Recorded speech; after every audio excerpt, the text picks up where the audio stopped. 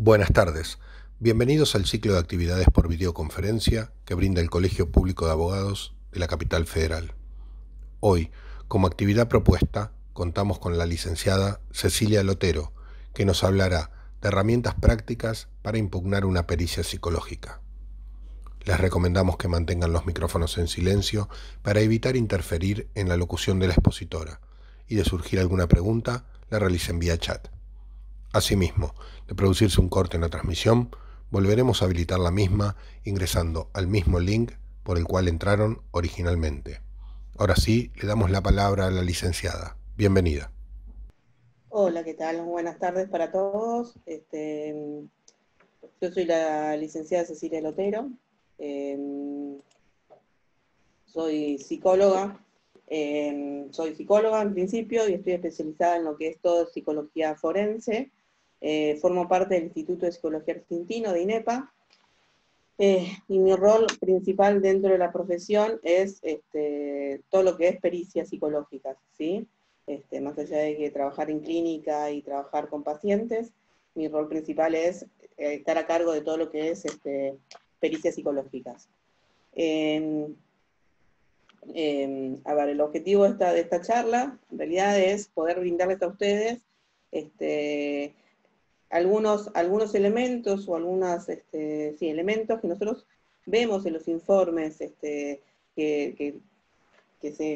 los informes psicológicos, las pericias psicológicas que se ven en los expedientes, para ver en qué puntos uno pone la atención, o qué puntos llaman la atención para poder impugnar, ¿sí? Y para poder, en realidad, pedir explicaciones o pedir ampliaciones a los profesionales que realizan la pericia. Hay varios puntos, y en realidad, a ver, yo siempre sugiero, que esto es una sugerencia que muchas veces sirve, y sirve para el trabajo no solamente nuestro para el trabajo nuestro como peritos, sino para el trabajo de ustedes como profesionales del derecho, es que en principio cuando uno pide una pericia psicológica, hay dos cosas que son muy importantes para que un informe que se presente en un expediente, en principio, esté completo. Y después que responda a las preguntas que ustedes como profesionales de derecho les sirve esa pericia para poder, en beneficio de ustedes en realidad. Uno de los puntos es, en principio, que se puede elegir o se puede designar un perito de parte, ¿sí? Porque muchas veces nosotros, desde el rol, nosotros como peritos psicólogos, muchas veces podemos impugnar una pericia, podemos ver y poner el foco en alguna de las cosas, en alguno de los puntos que nosotros ponemos el énfasis para impugnar una pericia, que se puede impugnar, más allá de que uno no haya estado dentro de la pericia, pero a veces tenemos más elementos si participamos en la pericia, porque muchas veces, y ahora vamos a ver dentro del proceso, en situaciones, para tener situaciones, o hay datos del informe que se nos van de las manos. Y por otro lado, hay otro de los puntos que uno puede hacer una discriminación más detallada de los puntos de pericia que uno pide, ¿sí? Porque muchas veces nosotros mayormente dentro de nuestra labor participamos en muchos casos de, bueno, solamente daño psíquico en el área laboral o en el fuero laboral o civil. Podemos trabajar en muchos casos en casos penales o realizando autopsias psicológicas. Hay varias situaciones en las cuales nosotros participamos. Pero si en el área hay un caso específico que muchas veces es en casos de daño psíquico, que solamente a nosotros, si nosotros vemos solamente los puntos de pericia, se nos solicita específicamente la existencia de daño psíquico. Y hay un montón de elementos que tienen que ir en un informe que puede ser beneficioso para ustedes para tener mayor información. Ahora después vamos a hablar cuáles serían los puntos de pericia que yo sugiero poner o pedir cuando se solicita una pericia, en el caso de que no se pueda llegado el caso, confirmar un perito de parte, ¿sí? Hay uno de los elementos,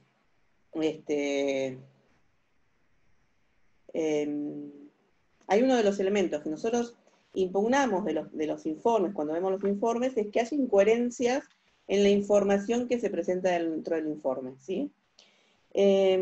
Porque muchas veces los peritos ponen en el informe conclusiones, ponen algún tipo de diagnóstico, y la descripción de las conclusiones se contradice con la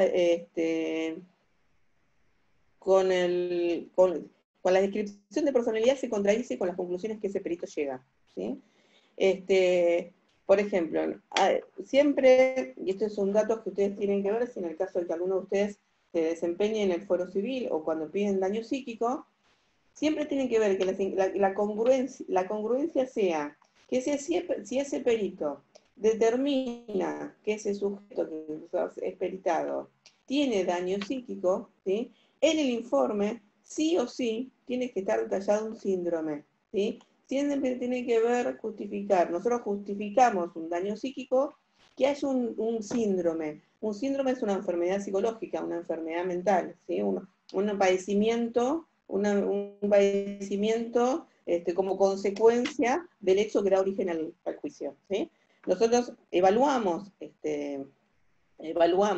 la existencia de ese síndrome. Hay unos manuales de psiquiatría, que es el DSM-4, y el DSM-4 y el DSM-5 en realidad, se usan los dos. En este último tiempo se usa más el DSM-5. El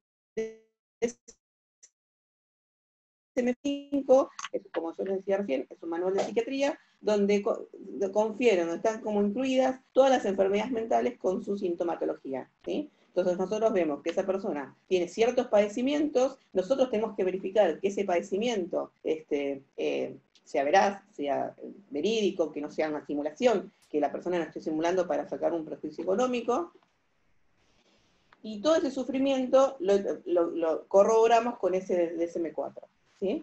Entonces, si el perito que realiza la pericia, valga la redundancia, establece que esa persona tiene daño psíquico, pero no puede establecer, ¿sí?, ningún síndrome según este DSM-4, o no puede determinarlo, eso es contradictorio y eso es un punto a impugnar, ¿sí? Sí o sí, el perito, sí o sí, tiene que poner un síndrome, porque es uno de los puntos importantes que nosotros determinamos cuando hay un daño psíquico, ¿sí?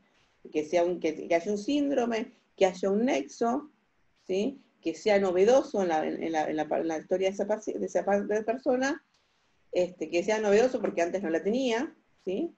Y que sea irreversible, ¿sí? Que esa persona no puede estar igual que antes del accidente o antes del hecho que dio inicio al juicio, ¿sí? Entonces, lo primero que tiene que haber es un síndrome, ¿sí? O sea, la contradicción que yo mencionaba al principio es que si la psicóloga no lo puede, la profesional no lo puede establecer, es un punto a impugnar. Otro de los puntos cuando se ve una incoherencia es si la perito determina que no hay daño psíquico, o sea, porque no tiene ningún síndrome, pero establece que esa persona necesita tratamiento psicoterapéutico por determinada cantidad de años, por un valor de sesión de X valor, es contradictorio también, ¿sí? Porque en realidad, como obviamente el daño psíquico tiene que haber hay un hecho disvalioso, hay un responsable legal, y yo por ese hecho disvalioso y ese responsable legal, esa persona tiene que pagarme a mí por los daños que yo tuve como consecuencia de ese hecho, ¿sí?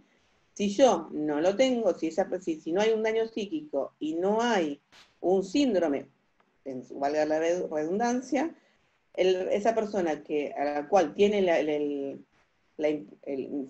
la cual se le hizo un juicio, es contradictorio que se determine que esa persona tenga que pagar un tratamiento psicológico, ¿sí? Entonces, es otro punto a impugnar, ¿sí? Para todo esto, y especialmente cuando uno trabaja con daño psíquico, o en cualquier otra situación, siempre es bueno, como uno de los puntos de pericia que uno tiene que solicitar, no solamente solicitar si tiene daño psíquico o no, es que haya en el informe una discriminación entre personalidad de base y personalidad actual, ¿sí? ¿Por qué? Porque muchas veces algunos profesionales no realizan un diagnóstico, lo que nosotros llamamos diagnóstico diferencial, ¿sí? Diagnóstico diferencial es la persona antes del incidente y de origen al juicio era de una determinada, o tenía determinadas características, y posterior al hecho que dio origen al juicio, aparecieron o surgieron la sintomatología, ¿sí? Entonces, si a nosotros como peritos no me piden como punto de pericia que yo haga un diagnóstico diferencial, seguramente no voy a hacer esa diferenciación.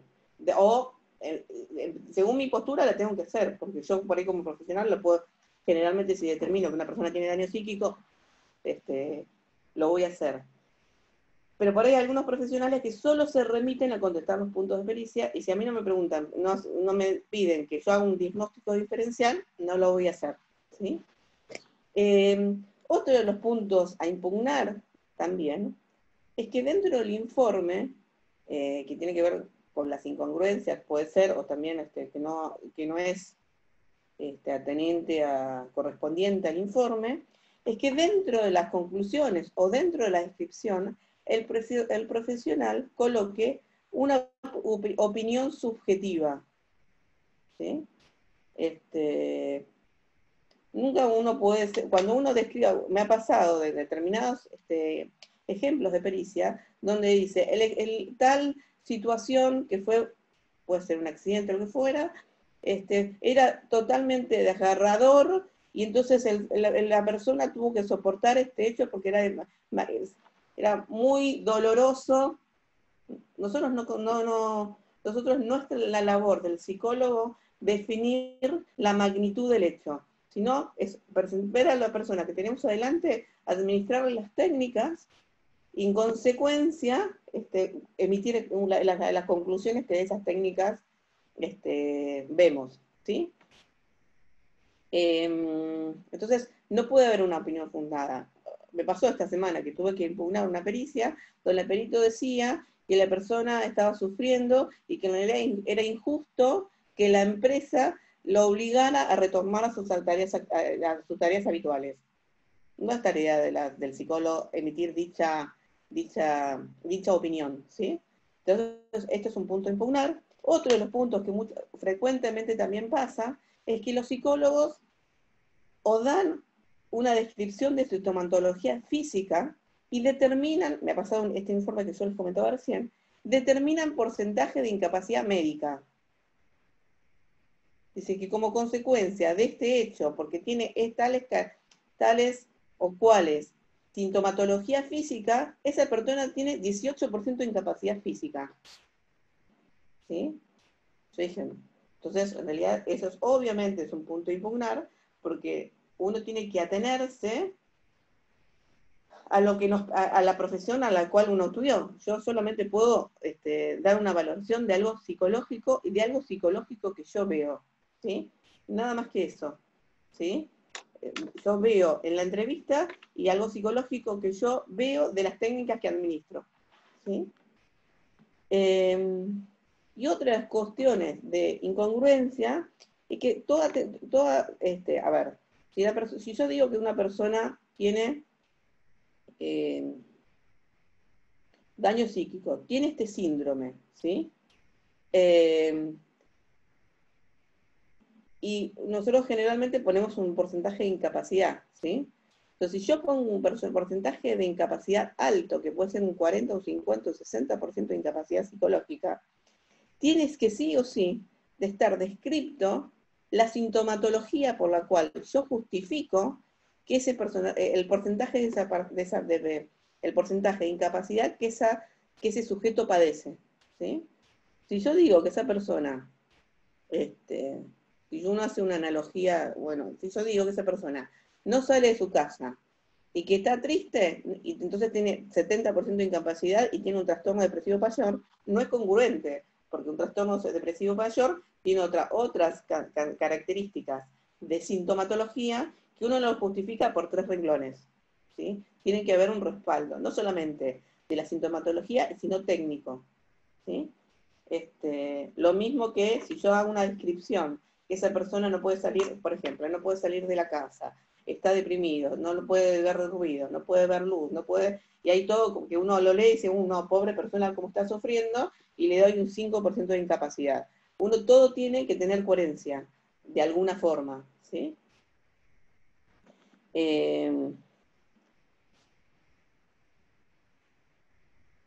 Otra de las cuestiones, más allá de los puntos, que haya incongruencias dentro del informe, es que haya puntos de pericia que no hayan sido contestados, ¿sí? O que no hayan sido contestados, o que sean contradictorios entre sí, ¿sí? A veces uno no se da cuenta, pero me ha pasado, lo tengo como fresco porque fue una pericia que tipo, hace poquito, donde en algún momento de la redacción de ese informe decía que esta persona podía realizar sus tareas habituales adecuadamente y no padecía ningún trastorno porque podía relacionarse con las personas que lo rodean, y cuando contesta los puntos de pericia, pone que esa persona sufría mucho, que no podía salir a la calle, que tenía agorafobia, ataques de pánico, y por ende le daba, era daño psíquico, ¿sí? Y eran una hoja decía una cuestión, una conclusión, y en la contestación de puntos de pericia decía algo totalmente contrario, ¿sí? Entonces, esas son cuestiones que no es cuestión de redacción, sino que es una cuestión de concepto. No puedo en un mismo informe decir una cosa y después decir totalmente lo contrario. Igualmente yo, acá hago paréntesis, yo tengo las filminas, si a ustedes les interesa, yo ese material lo voy a hacer acercar a los chicos del colegio, que el que necesite, el que quiera o requiera este material, se los manden directamente a su mail, ¿sí? Para que ustedes tengan esa información. Bueno, los puntos que sean puntos incorrectamente contestados o que sean contradictorios entre sí, ¿sí? Vuelvo a lo que yo les decía antes, que cuáles serían importantes pedir para que puedan sostenerse, para que puedan, que el informe esté completo y ver y sea detallado a la información que ustedes necesitan. Entonces, lo primero que tenemos que determinar es lo que yo les decía antes, es que haya una buena, que el perito realice una descripción profunda de personalidad de base, o sea, antes de los hechos, y una personalidad actual, y hacer un diagnóstico diferencial. Ese es un punto que sí o sí tiene que estar en los informes. Sí o sí es importante que se pida cuáles son las consecuencias psicológicas que produjeron los hechos en la persona perital, ¿sí? Y pongo énfasis en las consecuencias psicológicas, porque muchas veces, y uno ve, ¿sí?, en las pericias psicológicas, es que los peritos se enfocan solamente en la sintomatología física, ¿sí? Y justifican, de alguna manera, que es el daño psíquico por la magnitud de la gravedad de lo físico, ¿sí? Entonces, un punto a impugnar porque uno no se puede meter, en principio, con la profesión, con la profesión de una profesión distinta a la nuestra. Y después, siempre nosotros desde lo psicológico hacemos una diferenciación. Vemos a la persona que tenemos adelante desde lo psicológico. La persona pudo haber padecido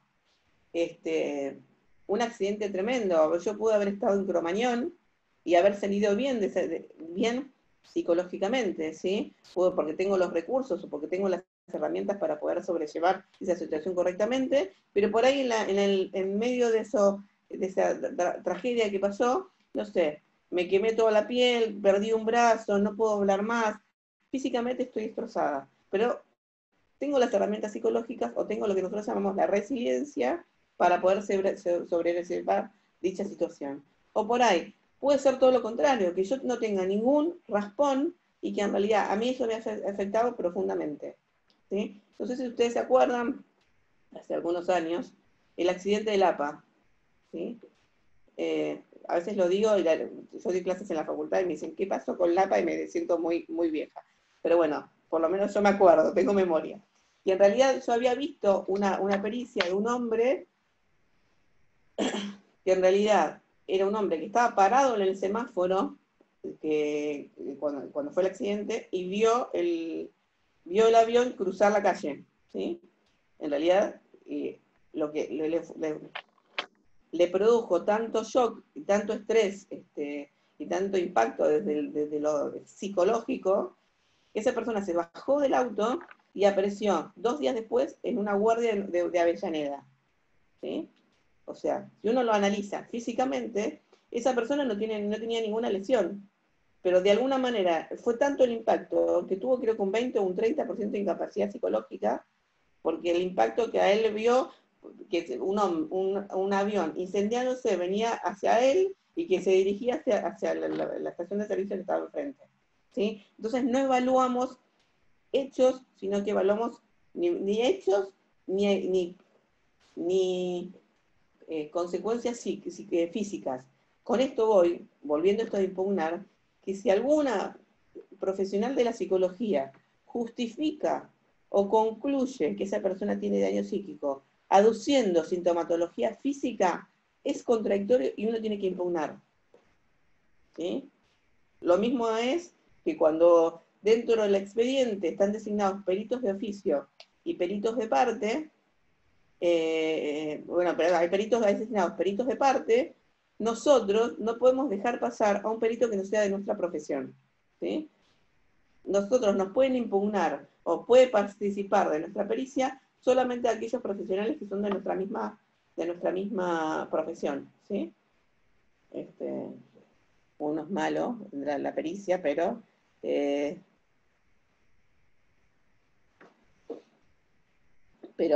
es como, forma parte, así como no me han dejado participar de pericias psiquiátricas. Así que es como es respeto por la profesión del otro. Entonces, en esto es lo que pongo el énfasis, es este punto que yo les decía antes, que cuáles fueron las consecuencias psicológicas y remarcar las consecuencias psicológicas o el padecimiento psicológico, ¿sí? Siempre es bueno que el perito, ¿sí? Generalmente lo hacen. Acá alguien pregunta si los médicos legistas pueden hacer pericias psicológicas. A ver, los médicos legistas pueden hacer pericias. Muchas veces tienen que tener la especialidad para poder administrar técnicas, porque no todos los médicos legistas administran técnicas psicológicas, ¿sí? Muchas veces los médicos legistas que realizan pericias hacen el desglose. Cuando de la administración de su profesión ellos ven que hay elementos que no pueden analizar porque necesitarían el análisis de un psicodiagnóstico, solicitan para completar su pericia que un psicólogo realice una pericia psicológica. Y una vez que esa pericia psicológica está, el perito médico o el médico legista realiza de alguna manera, termina de realizar su pericia o complementar su pericia.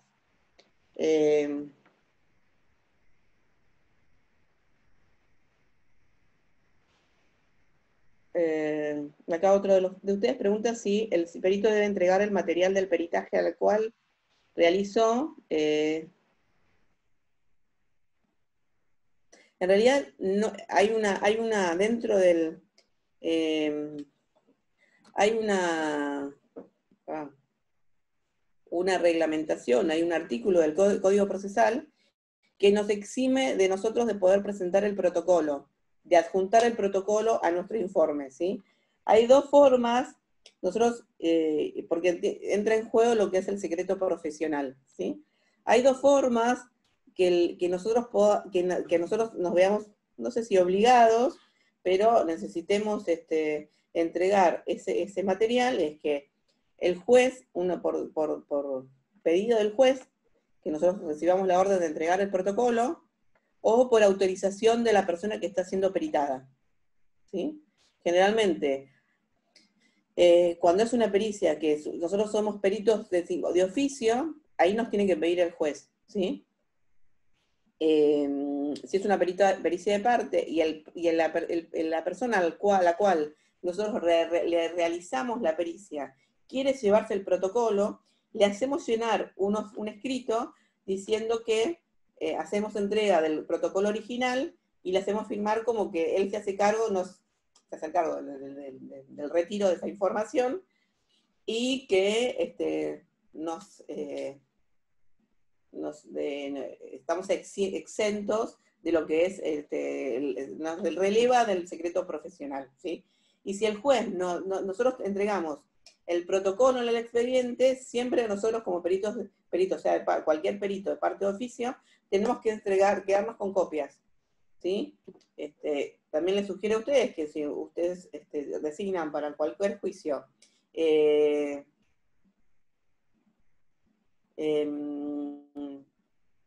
algún perito de parte, que se solicite, siempre le dicen que a esa persona que está realizando la pericia firme todo el protocolo, ¿sí? Le ponga firma y sello, no firma y aclaración, para que de alguna manera no entreguen otro protocolo y no haya confusiones, ¿sí?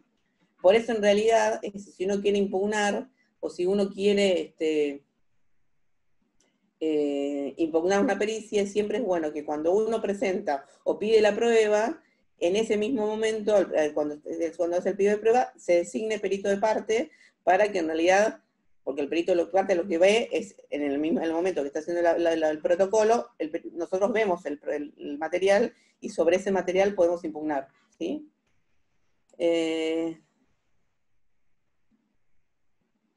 Vamos a ver.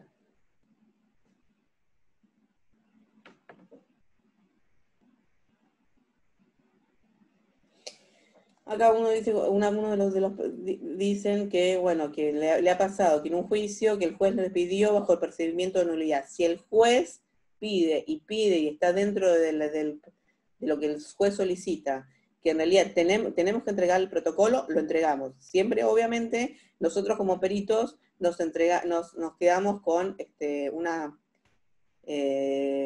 nos quedamos con una copia.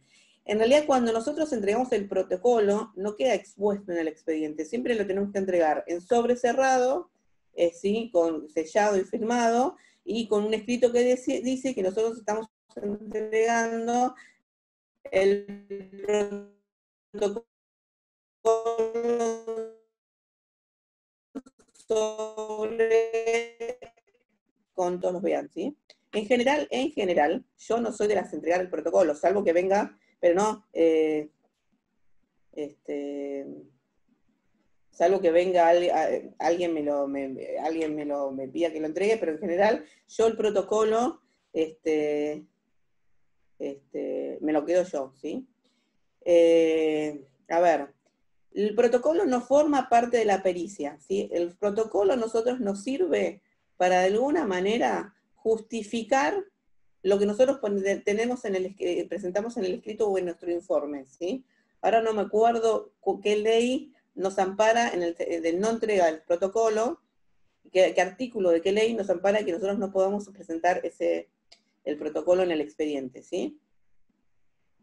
Pero en general, en el 90, yo les diría que yo soy perito hace casi 20 años, solamente una vez me exigieron entregar el protocolo en una causa. En general el protocolo no se entrega, así como cuando he ido a pericias,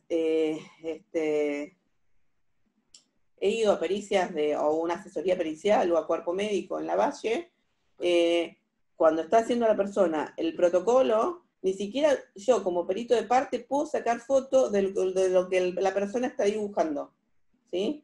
Yo solamente puedo ver el protocolo, puedo ver los dibujos, copiar o anotar todo lo que yo veo de ese dibujo y devolver el protocolo. No tengo permitido sacar fotos de ese dibujo o ese material que la persona dibuja. Así como que cualquier profesional que venga acá al consultorio y quiera sacar fotos, no tiene que ser permitido porque tiene que tener autorización de algunas de las partes.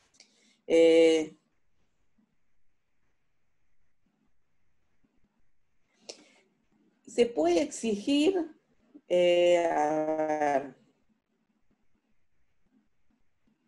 ver.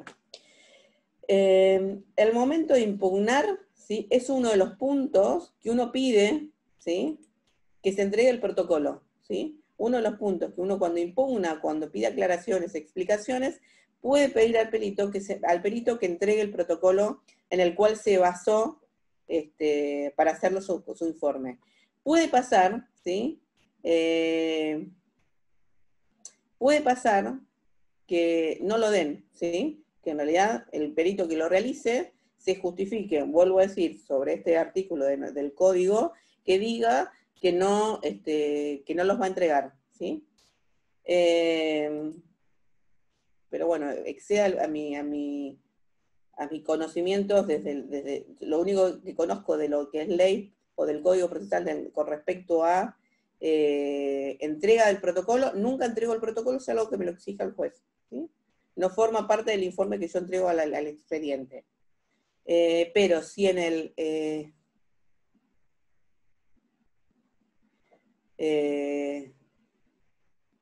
a ver.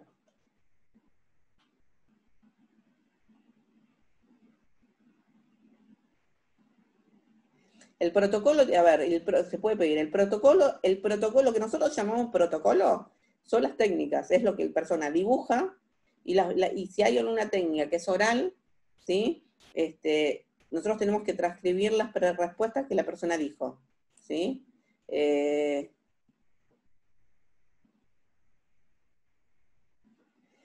Como defensor en causa penal sirve analizar protocolo en marco de un debate oral. A ver, siempre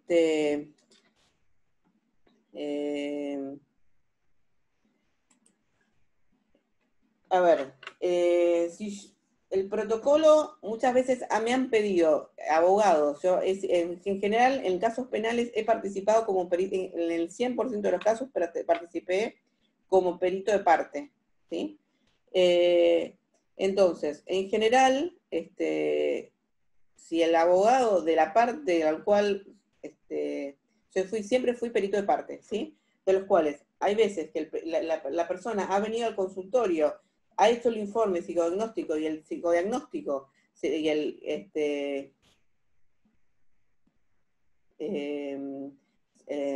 informe se lo lleva y la persona a la cual yo le hice el informe quiere el protocolo para de alguna manera, yo se los doy, siempre con la autorización de la persona para respaldarlo como nosotros como profesional, y la persona se lleva el protocolo, ¿sí? En los casos penales donde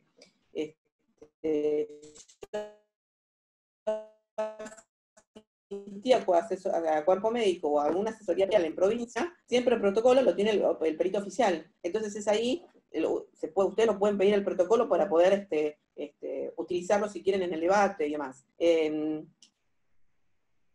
Siempre recomiendo, a ver, por ahí soy como media como pastora, no quiero hacer eso, pero como que quiero, llame ya, venta directa, no. Pero lo que digo es, siempre es bueno y es recomendable que en casos, sobre todo en casos penales, o en cualquier caso, se designe un perito de parte, ¿sí? Porque de alguna manera puede pasar que no hay designado un perito de parte y después es difícil poder hacerse del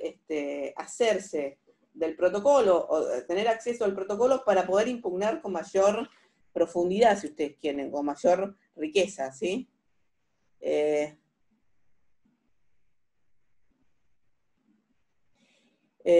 A ver, si uno no tuvo tiempo,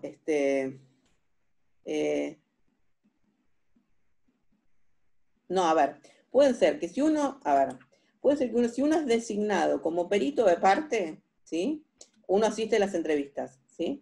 Si uno es designado, pero de alguna manera,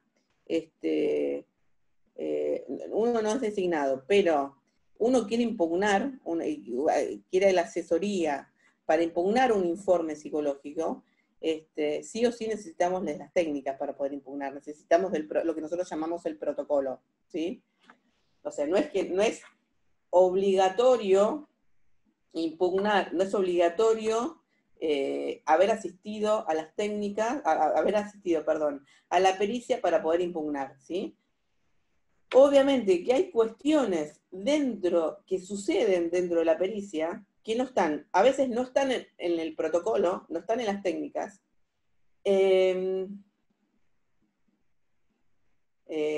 A ver, a veces pasa que pasa dentro de la entrevista, ¿sí? Y que a veces los profesionales no lo vuelcan al informe y uno a veces se pierde muchas cosas que pasan dentro de la entrevista, ¿sí?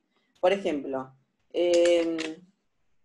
me ha pasado de un caso de un chico que un menor de 14 años que venía en la ruta con su papá en bicicleta y viene un auto y atropella al papá que estaba delante y el papá se muere, ¿sí? Y entonces el chico, bueno, obviamente ante esa situación quedó muy mal y se inicia juicio contra la persona que tuvo el accidente, en el cual mató a su papá. Se pide una pericia psicológica para el menor de 14 años. Yo era perito de parte del menor, ¿sí? De la familia del menor, ¿sí? Voy a la pericia, era una pericia de oficio. La cuestión era ver si el niño tenía daño psíquico. Voy a la pericia y dentro de la pericia el nene empieza a hablar, o sea, ya cuando empieza a hablar se empieza a angustiar, y entonces la pericia dice, no, tenés que hablar y contarme todo lo que pasó. Continúo con la pericia, ¿sí? Hay una técnica, no sé si ustedes la conocen, que es el HTP, que es que uno le pide a la persona que dibuje una casa, un árbol y una persona, ¿sí? En general, el dibujo que más refleja o más refleja lo que nosotros llamamos el inconsciente o la parte más interna de todos, es el árbol, ¿sí? Entonces, cuando el chico empezó a dibujar el árbol, se angustió, no puedo, empezó a borrar, tanto se había borrado en ese dibujo que se le hizo un agujero a la hoja. La perito de oficio estaba así. Bueno, avísame cuando te tranquilices, así seguís dibujando. El nene dice, no puedo seguir dibujando. Entonces dije, mirá, ¿por qué no hacemos una pausa? ¿Por qué no tenés un vaso con agua para poder él que se tranquilice un poco? No, bueno, la pericia la tiene que hacer igual porque yo no tengo tiempo de seguir, esperar que él se tranquilice, porque yo la semana que viene entro de vacaciones y no lo puedo citar nuevamente. ¿Sí? El chico, como pudo, terminó la pericia. Cuando la perito presenta el informe, en ninguna parte del informe trae a colación eso que pasó. ¿Sí? Si uno no está en la entrevista, ¿sí? Si uno no está, no puede impugnar eso, porque en realidad ese dibujo que estaba todo roto, le hace hacer otro árbol, y que el otro árbol estaba bien, pero no estaba tan angustiado, no reflejaba la angustia y la desesperación del niño como el primer dibujo que él hizo. ¿Sí? O como he tenido pericias en cuerpo médico, acá en Capital, donde eran menores, que la acusación era contra la mamá, que violencia de la madre hacia ellos. Cuando llegan al cuerpo médico, en la sala de espera, estaba la mamá. Los chicos en 8 y 10 años. No puedo, me voy, quisieron salir corriendo, les hicieron entrar, entonces la perita le dijo, listo, está bien, ya pasó la situación, bueno, una con cada uno y hagamos el dibujo. Digo, bueno, pero no podemos, hagamos una introducción. Yo sí pensaba, bueno, ¿por qué no hablar de cualquier otra cosa? No, acá la verdad que yo quiero hacerlos dibujar, porque en realidad ellos están así, porque en realidad no es una opinión objetiva que los chicos tienen, sino que la opinión que los chicos tienen es porque el padre influye sobre ellos. Entonces por eso los chicos se angustian. ¿Sí? Y en el informe en ningún momento colocó que el estrés de haber qué había pasado en la sala de espera, cómo habían entrado. Entonces, hay cuestiones que exceden al protocolo. Uno puede pedir el protocolo, puede ser que algunos lo entreguen y otros no, pero a veces no tenemos elementos del protocolo. Y sí podemos, a ver, situación hipotética, yo no tengo el protocolo, ¿sí? No lo tengo, porque no puedo acceder, porque no participé, porque no me los entregaron, ¿sí? Sí podemos ver, primero estas cuestiones, estos puntos que yo les dije al principio, que los puntos no se contradigan, que esté completo, que no se contradigan las conclusiones con los puntos que yo contesto, que no dio una opinión que de una disciplina que no le corresponde. Esas cuestiones podemos o impugnar o pedir que la perito se expida o amplíe, ¿sí? Sobre los datos que está pidiendo, ¿sí? Vamos a ver.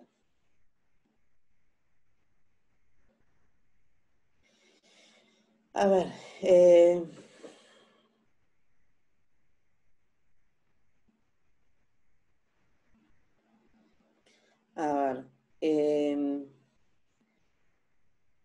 en general, a ver, muchas veces pasa, se puede pedir intervención de perito de la corte, como para que se impugne, o pedir una tercera opinión.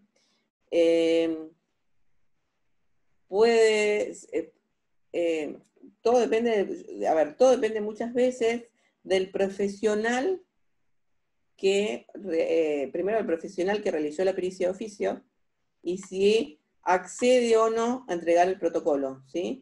Muchas veces, a mí en general, yo el protocolo no lo entrego, como les decía antes, salvo que el juez me los pida por escrito, o por como cédula, ¿sí?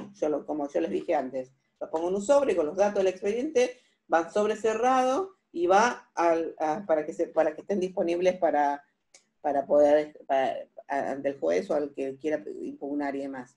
Pero muchos profesionales no adjuntan o no hacen lugar a este pedido del protocolo, ¿sí? En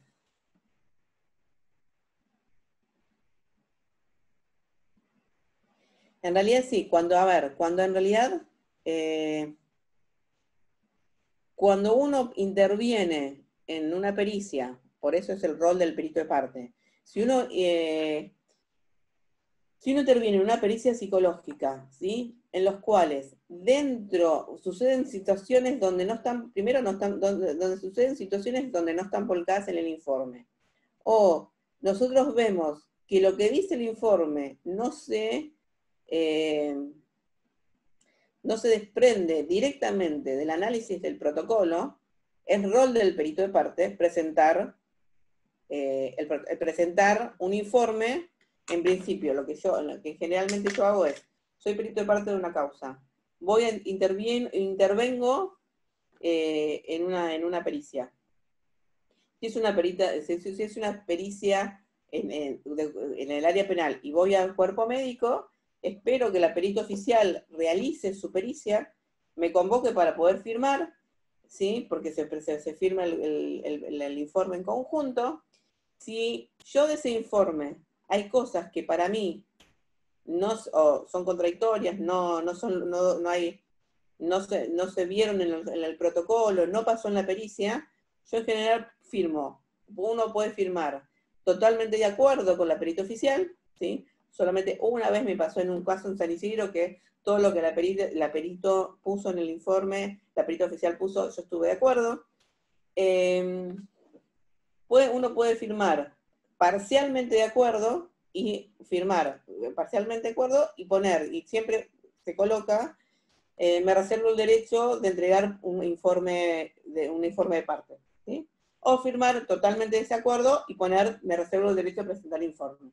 En ese caso, lo que tenemos que esperar, porque cuando nosotros vamos a firmar al cuerpo médico, no nos llevamos una copia de la pericia, ¿sí? Ese informe firmado va a la fiscalía o va a juzgado, y una vez que lo ve el juez o el fiscal, ahí nosotros podemos acceder a una copia. Entonces, como peritos de parte y con la posibilidad de haber intervenido en la pericia, presentamos nuestro informe, ¿sí? De lo que nosotros, o de la interpretación que nosotros hicimos de la pericia que se administró, y ahí mismo impugnamos, refutamos y pedimos explicaciones de la pericia que presentó el perito oficial, ¿sí?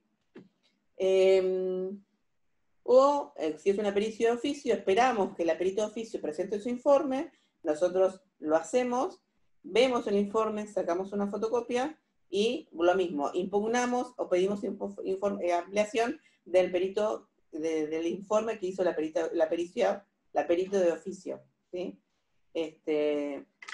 Esas son las formas, ¿sí? De poder, nuestra labor como perito de parte es impugnar o pedir explicaciones de la pericia que hizo del perito.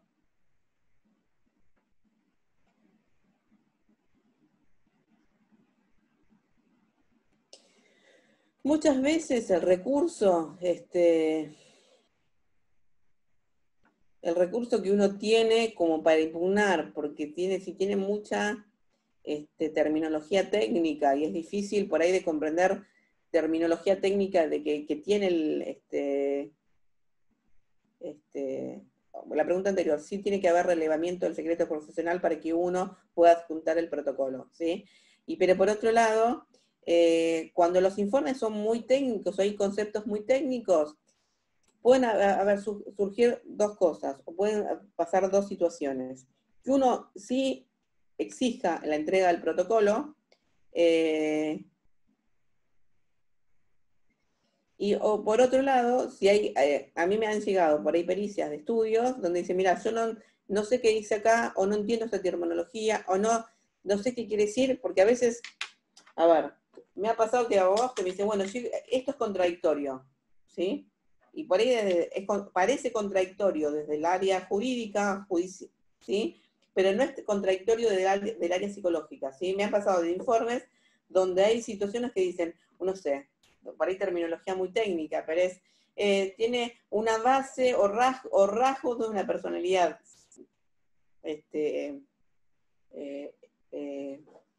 neurótica, con rasgos de esquizoide, y parecería contradictorio en sí mismo, por el concepto de que uno tiene determinadas patologías o rasgos, pero desde lo psicológico no. Entonces, lo que uno puede pedir para ampliación, si uno no tiene un profesional psicólogo que pueda ayudar en la terminología de qué quiere decir en ese informe, ustedes pueden solicitar que la psicóloga, la perito psicóloga se expida y explique la terminología técnica, o se explaye y explique qué quiere decir en tal término, qué quiere decir en tal concepto, qué quiere decir en tal cosa, qué quiere decir cuando, y que explique un lenguaje coloquial, si quieren, la justificación o la explicación o la definición de lo que esa perito quiso poner en ese informe. ¿Sí? Porque por ahí a mí me ha pasado de informe que que yo he escrito, y por ahí he puesto terminología terminología psicológica, y que por ahí se lo ha presentado, mi familia son todos abogados, convivo con abogados. Así que, pero cuando empecé, por eso salí así, no, mentira. Son muchos abogados. A ver, cuando yo me inicié, y aún hoy, tengo que poner alguna terminología psicológica, técnica, y se lo voy a leer a alguien, porque digo, bueno, ¿qué entendés acá? No, yo acá entiendo tal cosa. Y por ahí es contradictorio con lo que yo quiero poner. Entonces, porque por ahí no sé, digo cualquiera, ¿no? Pero es mecanismo de defensa. Para mí es una cosa, y seguramente para ustedes es otra. Porque uno lo ve de profesiones distintas. Entonces, y por ahí, terminología que yo supongo que son obvias, obvias en el sentido de lo que el hilo conductor que yo lo quiero poner, y por ahí para otra profesión, como el derecho, lo digo y me dicen, bueno, ¿qué quiso decir la perito en tal lado? Entonces tengo que modificar o tengo que aclarar el sentido que yo le quiero dar. ¿Sí? Vamos a ver. En caso de abuso, es posible discernir a través de un peritaje si el acusado tiene tendencia a cometer este tipo de delitos, porque habitualmente el imputado niega haber cometido delitos. En ese caso, pedir, claro, y pedir perito de la corte. A ver, me ha pasado en casos penales, en casos de abuso, creo que tengo como equilibrado casos de que fui perito de parte del imputado y perito de parte de las víctimas. En casos de que tengo un estudio en el cual trabajo que no toma casos de personas que han cometido delitos sexuales, del imputado, ¿sí? Porque dentro de su forma de trabajo no los toma. Entonces lo que me piden es, antes de tomar el caso, en casos que son dudosos, que yo les administre un protocolo de técnicas y a ver si sale o no. Si tiene una personalidad que pueda haber cometido este tipo de delitos, ¿sí? Hay técnicas que se pueden ver, hay técnicas que demuestran que si tienen características que podrían haber cometido este tipo de delitos. Hay técnicas que uno ve específicamente fabulación o simulación, ¿sí? Fabulación y simulación en casos del imputado y fabulación o simulación en casos de víctimas, ¿sí? Que no son la mayoría, son algunos o son excepcionales si quieren, pero ha pasado. Entonces, hay técnicas específicas que se utilizan para ver si esa persona miente o dice o lo que fuera, ¿sí? Me ha pasado una casa, yo les hablo de técnicas, pero por ahí tírenme con algo si soy muy aburrida. Hay una técnica que es familia cinética, que en general se toma en muchos casos, pero también en casos de abuso, sobre todo si en casos de abuso si son intrafamiliares, que se le pide a la persona que dibuja a su familia haciendo algo, ¿sí? Está a criterio de cada uno. Me pasó en un caso donde la persona era, no, yo no sé por qué a mí me dijeron que se hacía la víctima, no sé por qué a mí me decían que yo abusé era la hija de un amigo, de una nena de 8 años. Entonces le hice hacer esta familia cinética y la persona se dibujó a él tenía como 4 o 5 hijos, dibujó a 2 hijas, ¿sí? Si uno ve la característica del dibujo, lástima que yo el protocolo no se los puedo mostrar, pero era la forma del árbol parecía un pene, ¿sí? Era como remarco, bueno, hay un detalle de los dibujos, remarcar ojos y demás, pero le digo, bueno, una vez que terminó de hacer el dibujo, le digo, poneme los nombres de cada uno, ¿sí? Entonces puso, dos de las hijas que dibujó eran Violeta y Romina, ¿sí? Puso yo, Viole, Romina. Si uno lo lee como una oración, yo, Violé, Romina. ¿Sí? Y el dibujo tenía características sexualizadas, si quieren. ¿Sí? Eso obviamente uno lo contrasta con otras técnicas, que aparecen rasgos que uno puede determinar que esa persona pudo haber cometido, ¿sí?, ese tipo de delitos. ¿Sí? Entonces, hay técnicas que uno no se puede escapar de las técnicas que uno administra, ¿sí? Digan que cada uno, estamos en cuarentena, si no les hago dibujar a todos, no, mentira. No hago dibujar a la gente por ahora. Pero no, en realidad uno no está exento. Yo, parezco re egocéntrica yo, pero digo, si a mí no sé, me hacen un psicotécnico, o me hacen una pericia, menos mal que a mí no me la administran por ahora no me meten presa. Pero yo sé qué sale en un dibujo, yo sé qué es lo que veo, dónde se pone el énfasis, dónde está, qué características dice tal cosa y tal otra, pero si yo lo hago y mi inconsciente habla, va a salir igual, ¿sí? Uno no está exento de que en una técnica aparezcan características de personalidad, ¿sí? Vamos a ir para atrás.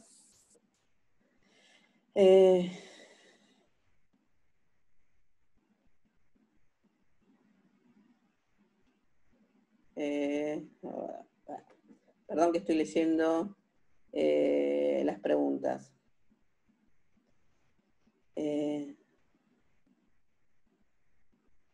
A ver, obviamente, a ver, nosotros nuestro informe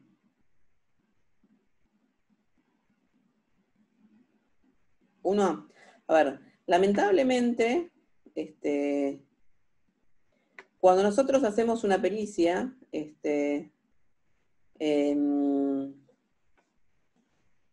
Nuestra pericia es un medio de prueba no vinculante, ¿sí? El juez puede tomarla como no, ¿sí? Hoy me parece, ¿sí? Me parece, estoy diciendo como un oído como más, es que hoy se está tomando más en cuenta las pericias de parte, las pericias que uno realiza, ¿sí? Las pericias psicológicas. Muchas veces se pueden tomar pericias psicológicas. A ver, ustedes den en cuenta.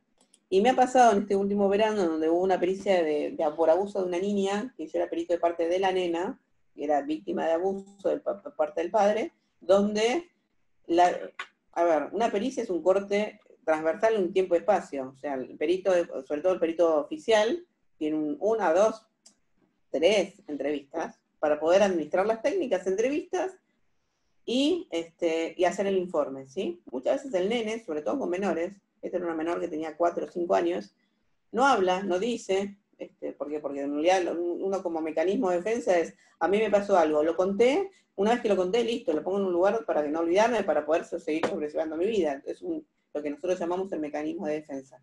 Entonces, la nena no dijo nada. Entonces, ¿cuál fue la pericia oficial? Que la niña no tenía ni en el juego, ni en el protocolo, ni en los dibujos, ningún indicio de haber sido víctima de abuso sexual. ¿Sí? Eso fue en la pericia oficial. Cuando dice la nena, yo la vi 2 o 3 veces antes en mi consultorio. La nena me dijo, me contó todo lo que había dicho. La vi cómo reaccionó ante la foto del papá, que era el que se había traspapelado en una serie de fotos que la nena me trajo de su familia. La vi como la nena se angustiaba. Una nena de 4 años no se puede simular y no puede hablar de la forma que habló esa nena. O sea que mi informe fue lo que yo había visto en la pericia y lo que la nena me había contado. ¿Sí? Entonces el juez tenía una pericia oficial donde no había indicios de haber sido abusada, y uno que sí, donde yo había visto y tenía el protocolo que sí. En ese caso específico, la jueza lo que hizo, contra 2 informes contradictorios o que decían concluían de forma distinta, en este caso específico la jueza lo que hizo es llamar a la nena y a tener hacer declarar a la niña frente a la jueza. ¿Sí? Y la nena escuchó a la nena, la jueza escuchó a la menor, y de alguna manera la nena fue y contó, mi papá me hacía esto, y decía esto, y era todo lo que decía el informe. Entonces, de alguna manera, dio lugar la palabra de la nena. A veces lo que uno puede hacer, en algunos casos, es pedir una tercera evaluación para ver qué es lo que dice la menor. Sobre todo en casos de menores pasa mucho. Porque los niños, uno como adulto, puede decir, mira, vos andá y tenés que contar todo en este lugar, pero a un niño, vos le podés decir, bueno, te va a decir una señora, un señor, vas a ir y lo vas a contar, y por lo tanto dice, no, ya está, te lo conté a vos y listo, ya está, no se lo cuenta a nadie más. Y no se lo cuenta a nadie más, y no se lo cuenta a nadie más. ¿Sí? Entonces, sobre todo pasa mucho en casos, sobre todo si es, yo lo que más recomiendo es en todas las situaciones de juicio, pero más específicamente en penal, y más específicamente con menores, que se puedan designar un perito de parte, ¿sí? Porque de alguna manera es una forma de acompañar al menor hasta en todo el proceso del juicio, ¿sí?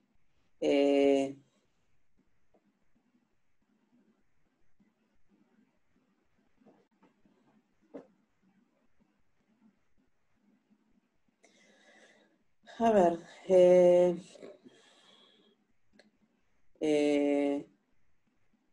perdón si alguna pregunta se me va en la lectura, ¿sí? A ver, alguien que pregunta si como psicólogo puedo ser perito de parte y qué requisitos. En realidad sí, uno puede ser perito de parte. Siempre uno, para ser perito de parte, y esto es también específicamente, y esto se lo recomiendo como cuando ustedes designen un perito de parte, el perito de parte, sobre todo en casos penales, tiene que sí o sí estar anotado en las listas, ¿sí? Nosotros todos los septiembre y octubre nos anotamos como perito de oficio, ¿sí? Entonces, sí o sí tenemos que estar anotados en las listas. En provincia no sé cómo es, porque yo tengo pericias de parte. En provincia no hago peritos oficiales, pericias de oficio en provincia, pero sí de parte. Sé que exigen para anotarse en las listas que cada uno de los peritos haga un curso dentro del Colegio de Psicólogos. Pero sí verifiquen y rectifiquen que ese perito que ustedes designen esté anotado en las listas, para que de alguna manera la otra parte no les impugnen la designación de ese perito como perito de parte. ¿Sí? Como que no lo destituyan.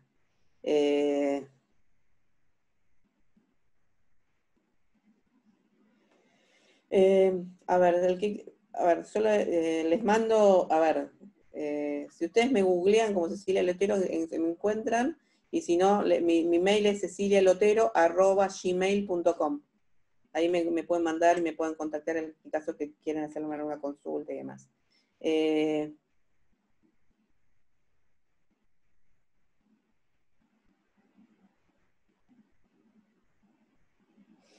Acá alguien pregunta si un psicólogo puede determinar licencias laborales por X días y demás. Sé que hasta hace un tiempo solamente era jurisdicción del psiquiatra, expender certificados para licencias laborales, ¿sí? Pero el otro, antes de todo este lío, esta cuarentena, pandemia y demás, estuve averiguando en el Colegio de Psicólogos de provincia que no era solamente jurisdicción de los psiquiatras, ¿sí? Uno puede hacerlo también como psicólogo, puede determinarlo, pero obviamente tiene más, creo que tiene más peso, tiene otra forma de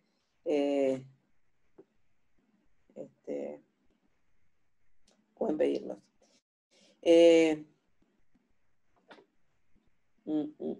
¿Cuándo pedir una pericia psicológica y cuándo una psiquiátrica? Si es posible, ¿sí? A ver, como yo les decía al principio, el perito psicólogo, en general, nosotros lo que hacemos es administrar técnicas, ¿sí? Hacer lo que nosotros llamamos una pericia, un psicodiagnóstico forense, ¿sí? Donde nosotros vemos, administramos técnicas y de esas técnicas lo volcamos y lo concluimos en un informe. Muchos de los médicos legistas o médicos psiquiatras, cuando hacen una pericia, muchos no administran técnicas, solamente lo hacen con una entrevista. Entonces hacen una entrevista exhaustiva donde determinada forma de preguntar o entrevista o forma de si está ubicado en tiempo de estadio, tiempo y espacio, discurso, lenguaje corporal y no verbal, lenguaje verbal y no verbal y demás, y haciendo determinadas entrevistas, pueden hacer una evaluación, hacer un diagnóstico y poner qué síndrome tiene esa persona, ¿sí? Pero muchos de los médicos psiquiatras o de los peritos psiquiatras no administran técnicas. Y muchas veces, a ver, el peso, si quieren, es poder pedir designación de ambas profesiones, porque el trabajo en conjunto complementa uno el trabajo del otro, ¿sí? ¿Por qué? Porque ustedes pueden correr el riesgo que se designe un perito psiquiatra que no administre técnicas, porque en realidad no está en la profesión del psiquiatra, en la carrera, la elaboración o la interpretación de técnicas, ¿sí? Entonces, salvo que el psiquiatra haya hecho algún tipo de posgrado o especialización donde se administran las técnicas. Entonces, esto como recomendaciones, siempre poder pedir las dos, ¿sí? Y si hay, de alguna manera, un menor, siempre recomiendo pedir solo el psicológico. ¿Por qué? Porque en realidad no porque el psicólogo sea mejor que el psiquiatra, sino que para evitar que el menor pase la mayor cantidad de lo que nosotros llamamos la revictimización. ¿Sí? La policía, el juez de defensores, tantas veces que el niño menor tiene que ir a declarar para evitar que vaya y de alguna manera unir todo en un mismo profesional, ¿sí? Eso es como recomendación, ¿sí?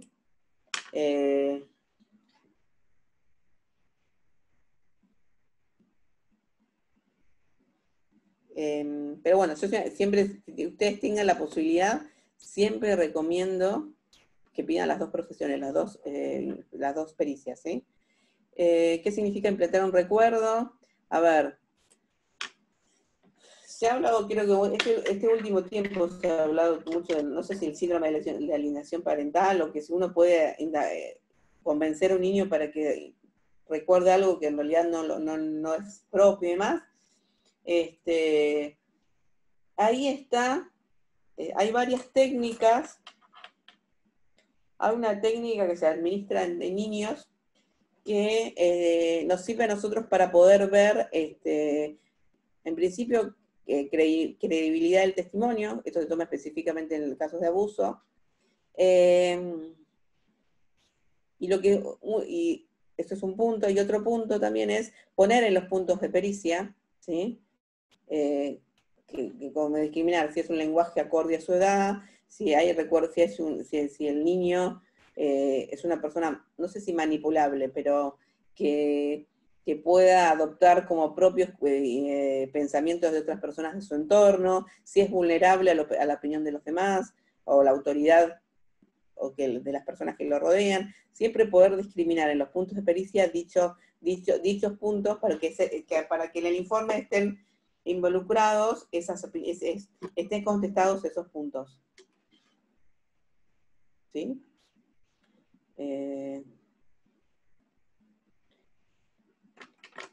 Bueno, y otra de las cosas, para ir terminando, para que no me odien y agarren una foto mía y agarren una virome, no quiero.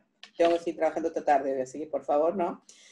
En realidad, uno de los puntos que a veces uno ve,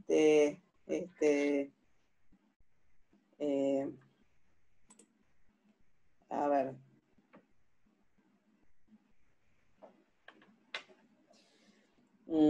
A ver, no, les decía. Una de las ventajas de poder tener un perito dentro como perito de parte, es que primero y esto es una punta importante porque muchas veces pasa en las pericias, que las entrevistas que las respuestas no sean inducidas, o que lo que nosotros llamamos que no sea una entrevista cerrada, ¿sí? Porque muchas veces es, bueno, vos crees esto, y no le da la oportunidad a la persona de poder decir, o no es que uno deja al libre albedrío y que la persona conteste lo que quiera. Uno va a hacer las preguntas determinadas para que la persona pueda hablar y mostrarse y demás. Pero lo que uno puede determinar es que las preguntas no sean cerradas, de sí, no, que la persona, los niños menores o los adultos no tengan una respuesta inducida por parte del profesional. ¿Sí?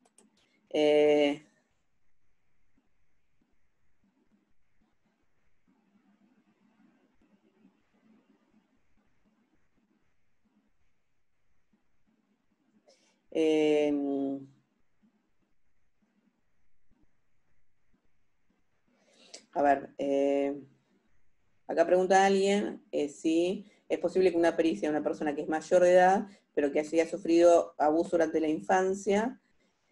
A ver, puede ser, pueden haber algunas cuestiones, lo que pasa que a veces puede surgir dentro de la pericia, todo depende, primero, cuánto pasó entre que a ver, ustedes piensen que una cuestión de abuso, ¿sí? Una cuestión por un sufrimiento de abuso, va a depender del lapso que transcurrido, cuánto tiempo pasó y demás, y los recursos de la persona para poder salirse de esa situación, y esa situación es como si fuera un estrés postraumático, ¿sí? Entonces, ¿qué va a pasar? Que las personas, para poder sobrevivir a tal hecho, uno es como mecanismo de defensa, bueno, lo borro, el mecanismo de defensa es como decir, la decisión, es algo como muy tecnológico, es como, me pasa tal hecho, como que le saco la emoción y lo pongo en un lugar donde no me perturbe, entre comillas, ¿sí? Y yo sigo con mi vida. ¿Sí? Puede ser que en algún momento a mí me pase otra situación que me haga recordar eso que pasó hace 10, 15, 20, 30 años, o pueda yo ir mi vida, pasar sin penas ni glorias, ¿sí? Pero si uno hace una pericia, o si uno hace una evaluación, podrían haber elementos, yo no le puedo asegurar si sale o sea, podrían haber elementos que puedan surgir que hubo abuso pasado cierto tiempo, ¿sí?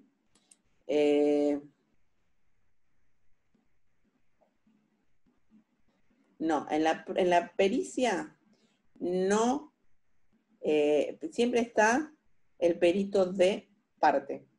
Nunca está el perito nunca puede entrar el abogado a la pericia, ¿sí? Echamos a todos los abogados a la pericia, no mentira, mala onda, de la puerta para atrás. No, en realidad no, porque en realidad para eso, para poder ver qué es lo que pasa en la pericia, es recomendable poder tener un perito, ¿sí? Porque sea como veedor de ustedes dentro de la pericia.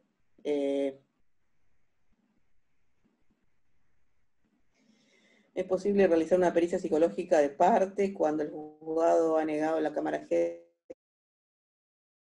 del menor por caso de abuso de su padre. Se puede hacer, ¿sí?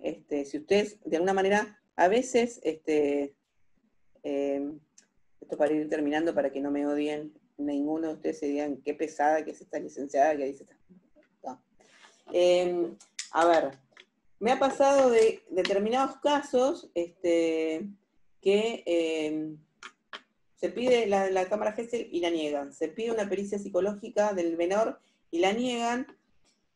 A veces, si niegan la cámara gesell, se puede insistir que se haga una pericia del menor, ¿sí? Y se puede presentar una pericia de parte que puede ser un instrumento más puede ser un instrumento más para ver si da lugar el juez para que se pueda hacer una cámara gesell para tomar a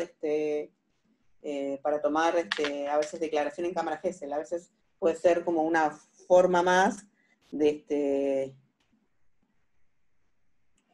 puede haber una forma más. Una forma más para poder permitir que permitan desde el juzgado algún tipo de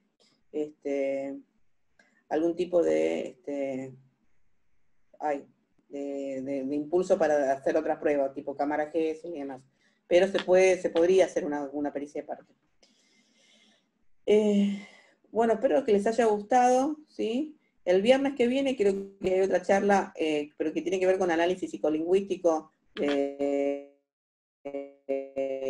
casos de toma de declaraciones o de entrevistas con clientes y demás. Si les interesa, se tienen que anotar vía el colegio como para poder participar de la misma. Y el que quiera contactar, se pueden escribir ahí. Y el material, yo las filminas se las voy a mandar al colegio, del colegio, para que de la parte de los chicos se la puedan enviar a cada uno de ustedes vía mail. ¿Sí? Y espero que les haya servido y les haya sido de utilidad el material que les di hoy. ¿Sí? Un beso, un saludo para todos, que tengan un buen fin de semana. ¿Sí?